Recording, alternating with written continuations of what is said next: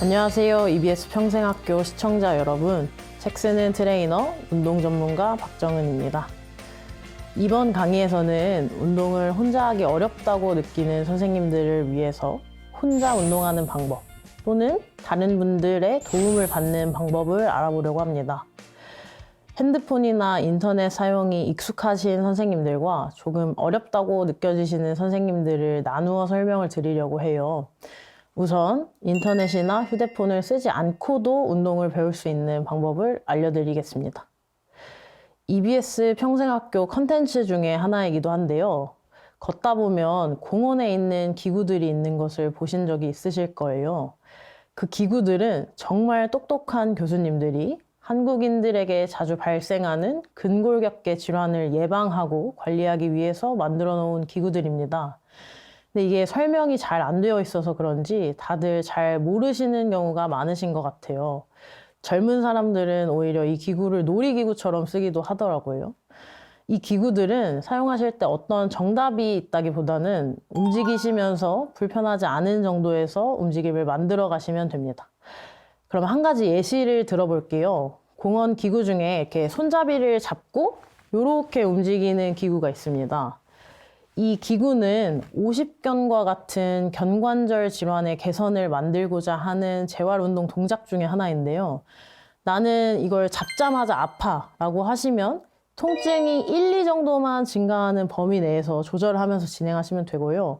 움직이는 게 크게 불편하지 않다고 하시면 점점 가동 범위를 늘려가면서 움직임을 만드시면 됩니다. 만약에 한쪽 어깨만 아프다면 어떻게 할 수 있을까요?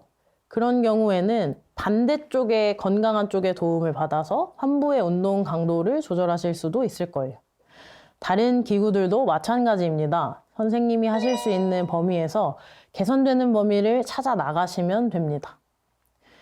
아주 편한 운동 방법 중에 하나가 걷기가 있는데요. 이 걷기를 조금 더 어렵게 운동에 가깝게 할 수 있는 방법도 있습니다. 바로 계단을 섞는 것인데요.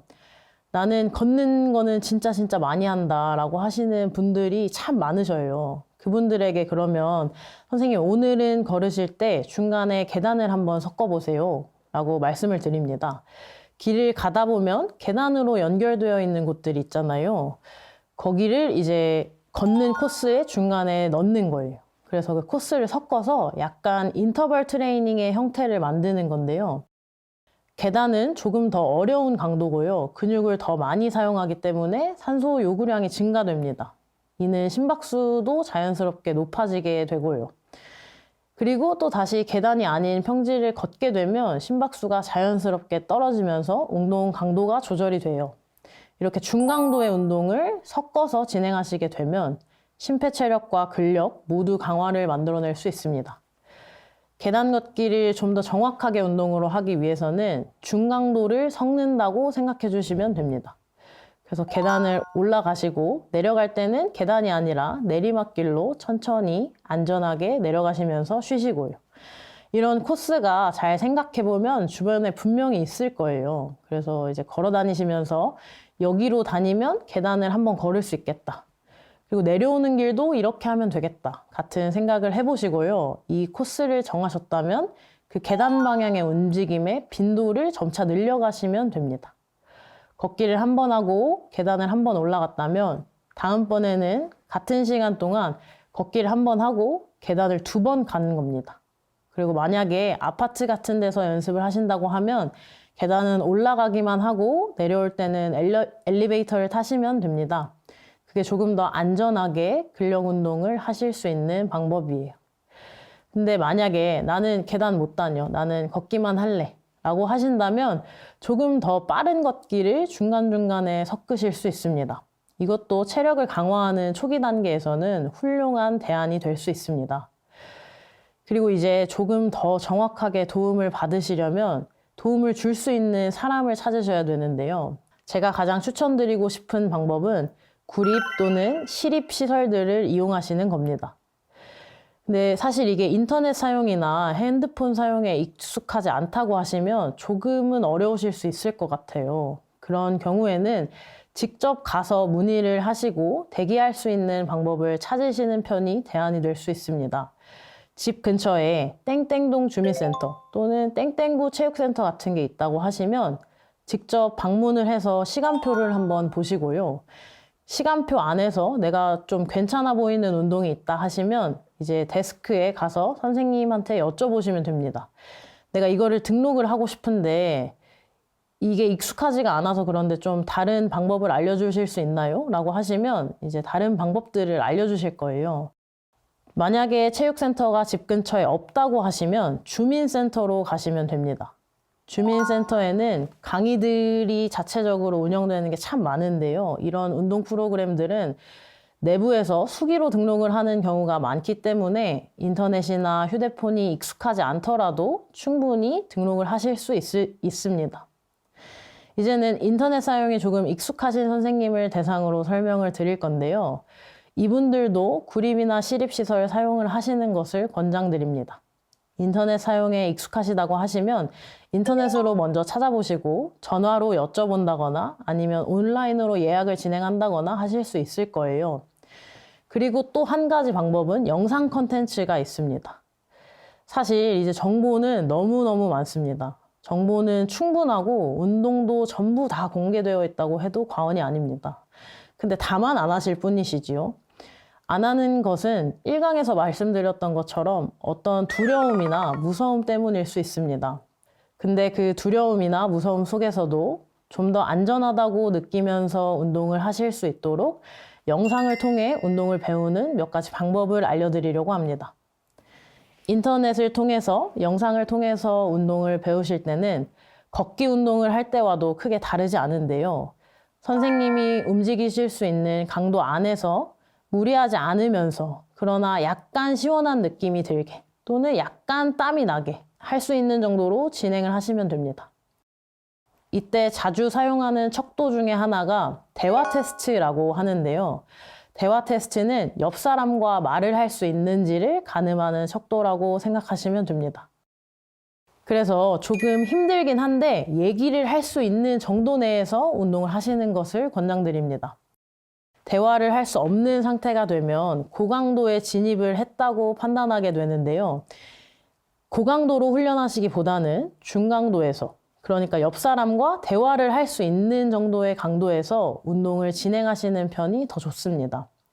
나는 옆 사람이 실제로 없어서 좀 어색하게 느껴져 라고 생각하시는 분들은 숫자를 세시는 것도 방법일 수 있고요. 또는 콧노래를 흥얼거리시는 것도 방법이 될 수 있습니다.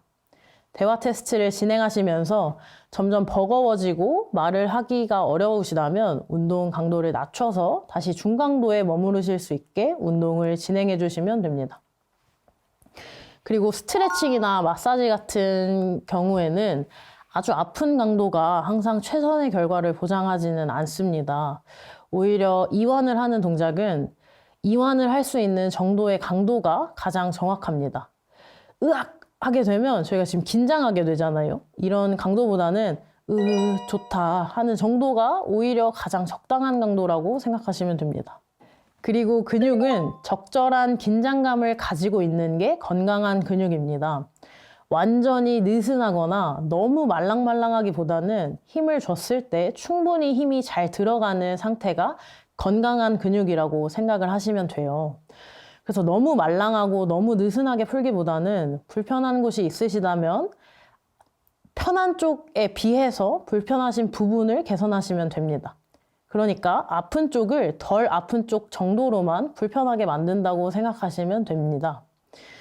그리고 나는 이런 과정을 다 잘 모르겠고 그냥 1대1로 운동을 배우겠다라고 마음을 먹으신 선생님들도 계실 것 같아요. 그런 선생님들을 위해서 좀 더 좋은 지도자를 찾는 방법을 알려드릴까 합니다. 우선 첫 번째로는 운동 강도를 적절히 조절할 수 있어야 됩니다. 좋은 트레이너라면 운동 강도는 당연히 개인화를 할 수 있어야 해요. 그러니까 선생님이 운동을 하시면서 약간은 힘들지만 회복하실 수 있는 정도의 강도를 찾아내는 것이 트레이너가 해야 되는 가장 중요한 일입니다. 선생님을 너무 지치게 하기보다는 최선의 회복을 만드는 정도를 찾아서 운동을 시켜주시는 분이 좋은 트레이너라고 할 수 있습니다. 두 번째는 이 운동을 왜 하는지에 대한 설명을 해주는 분을 찾으시는 것이 좋습니다. 왜냐하면 모든 동작은 어떤 이유로 하는지에 따라서 목적이 달라집니다. 그 의미를 알고 가르치느냐 모르고 가르치느냐는 굉장히 큰 차이가 있습니다. 제가 선생님한테 걷기를 알려드릴 때에도 무작정 걷기를 시키는 것과 걷기를 했을 때 어떤 이점이 있고 그래서 지금 어떤 강도로 이 훈련을 하는 거다라고 설명을 드리는 건 정말 다르겠죠. 이처럼 운동에 대해서 구체적인 설명과 납득할 만한 이유를 알려주는 트레이너가 좋은 트레이너라고 할 수 있습니다. 그리고 세 번째는 제 개인적으로 가장 중요하다고 생각하는 부분인데요. 단점이 아니라 장점을 찾는 분을 만나셔야 조금 더 즐겁게 그리고 지속해서 운동을 진행하실 수 있습니다. 예를 들면 이렇습니다. 선생님이 걸으실 때 조금 자세가 잘 안 나오셔서 약간 절뚝절뚝 거린다고 가정을 해볼게요. 그렇다고 하면 한쪽에 기능 부전이 있는 걸 의심할 수 있습니다. 그러면 어떤 사람은 그 기능 부전이 있는 쪽을 망가졌다고 얘기를 하거나 고장났다 또는 고쳐야 된다고 할 수 있을 텐데요. 어떤 사람은 반대쪽은 지금 건강하신 상태니까 반대쪽에 맞춰서 아프신 쪽도 건강해질 수 있으실 거예요. 이런 식으로 설명을 할 수도 있겠죠. 기왕 설명을 한다면 저는 후자의 방법이 맞지 않나 생각을 합니다.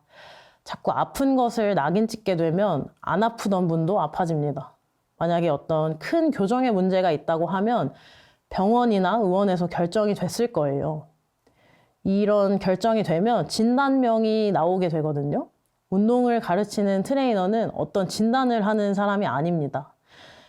진단명이 있음에도 그럼에도 할 수 있는 것들을 찾아드리고 그럼에도 더 잘 움직일 수 있게 도와드리는 사람이라고 생각을 합니다.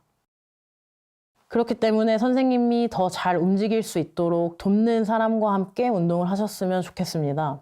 그게 지도자일 수도 있고요. 때론 나 자신일 수도 있을 거예요. 지금까지 8강에 걸쳐서 좀 더 자신 있게 운동에 참여하실 수 있도록 여러 가지 방법을 알려드려 봤습니다. 조금은 운동을 할 수 있겠다는 마음이 생기셨을까요? 스포츠 심리학에서 멘탈은 루틴이 아주 중요하게 작용하곤 합니다.